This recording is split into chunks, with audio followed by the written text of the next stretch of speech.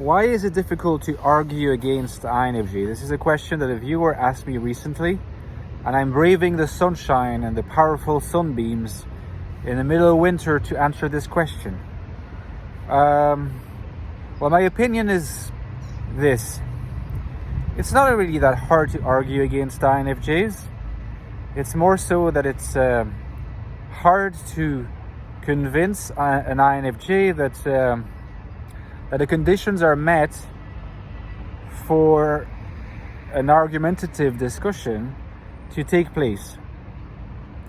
So it's not so much that it's hard to argue against INFJs, but it's not easy to actually succeed in having an argument with an INFJ or against an INFJ. INFJs are thinkers that tend to come across as a little bit slow. They're not slow in their NI world that has a different temporality than the temporality of the social world. So they might come across as a little slow and meandering and rambling, but you have to give them time. Don't interrupt them too much. If you interrupt them too much, that's the best way to make them retreat the next time. There's different modes of retreat, of course, depending on the kind of INFJ that you're talking to. These modes of retreats are essentially expressions of the INFJ's peculiar mechanisms of defense.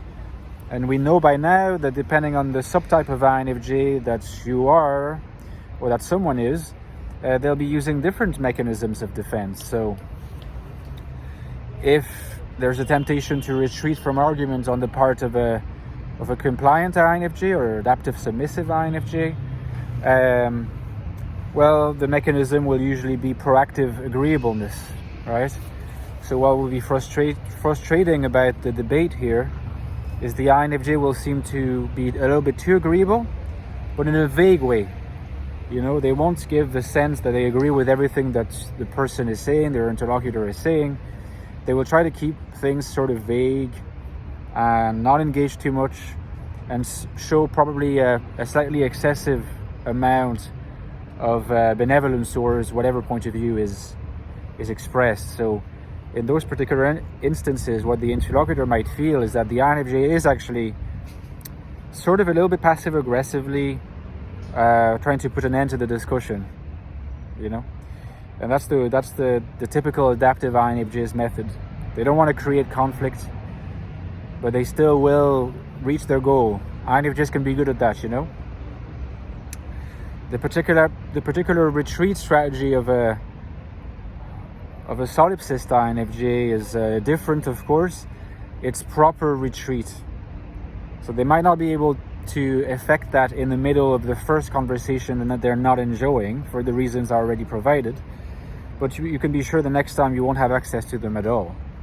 They'll just withdraw physically and socially. In the case of a secure INFJ, that I also call a spiritual INFJ, you're much more likely to be encountering their somewhat forthcoming INFJ who won't mind a little bit more of interruption, but they will be quite clear with you. If you like, the difference between that kind of secure INFJ and those other kinds I've already mentioned that fall more on the insecure side of the spectrum is that the secure INFJ will they won't enjoy it any more than the others do when you don't let them express the fullness of their thinking. They also will need time. You know, they're no different in terms of their thought process. They are still INFJs. However, they will be more transparent about telling you that they're being annoyed, or at least that they would like to be able to really express themselves and not be either interrupted or mistranslated or misinterpreted. Okay? There's quite an insistence on that on the part of any INFJ, but the secure INFJ will be just more forthcoming in terms of expressing that demand. They'll express it politely but firmly. And that's because they're not afraid of the object, whether the object is actually an object or another person, a subject that is an object to them. They're not afraid of facing the objects. They're not afraid of speaking their mind. They're not going to escape. However, if they express it and you don't register that and continue in your typical kind of conversational behavior, the result will be the same. But you will have many more opportunities to change course. That's also the reason why I'm now becoming quite convinced that door slamming issues, the issue of the door slam, doesn't happen so much with secure INFJs, because you'll just know the reason. Now, when it comes to spiritualized INFJs, I think the phenomenon is quite similar to that of the secure INFJ, but because the spiritualized INFJ, in fact, used to be more insecure, they developed by, I don't want to say by compensation, but by transcendence, an appreciation of different sides, and they will tend to,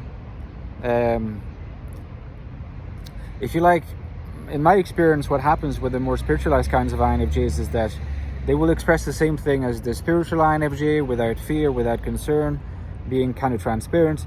But if you don't respect that, they will tend to find ways of making the experience productive for them. So they won't necessarily, they might retreat like the others, like the spiritual particularly. You know that it means the same as secure, spiritual and secure. But they might also find strategies to make the thing interesting from their perspective. So they might take up a different attitude. It might not even really look like a debate anymore, or like an argument anymore, more like a research topic for them, or something different. But you know, they might not retreat, but they will think in terms of how can I make this experience still productive for me. So let me know in the comments if you find that helpful, guys. Give me a like if you enjoyed the video. Of course, if you are interested to hear more about INFJs, you know, you can discover a lot more by looking at my latest book, The Infinite Soul, INFJ Life in the Modern World. Being an INFJ in the world is a difficult thing. Often the world is perceived as hostile, and INFJs doubt that they can live an authentic INFJ life. This is one of the reasons why some INFJs are compliant, why some INFJs are solipsists. Well, this book really explores in depth how INFJs can remain authentic to the NI experience while finding meaning, purpose, and value in this world. So check it out at the link below. You might be interested in the prequel to this book. It goes very well with the Infinite Soul. This one is called the Ecstatic Soul. INFJ Soul, when spiritualized, is both infinite and ecstatic. A new look at the INFJ personality is the subtitle of this book. It's the deepest look into the mind of the INFJ, INFJ consciousness. What is it like to be an INFJ? Check this out as well at the link below. And as usual, guys, keep in mind that my Patreon page is the lifeblood of my channel. This is what is keeping the channel going still so far, but I do need your support. You know that if you join Patreon, you can access bonus videos every 2 weeks, in-depth discussions of, you know, videos from my YouTube, mainstream YouTube, or my books, or you can even request an in-depth video that I can just really dig deep and do that with you, and we can have really interesting conversations. Community is growing. There's ways of interacting. It's exciting. Consider it. And I'll talk to you next time, guys. In the meantime, take care. Bye-bye.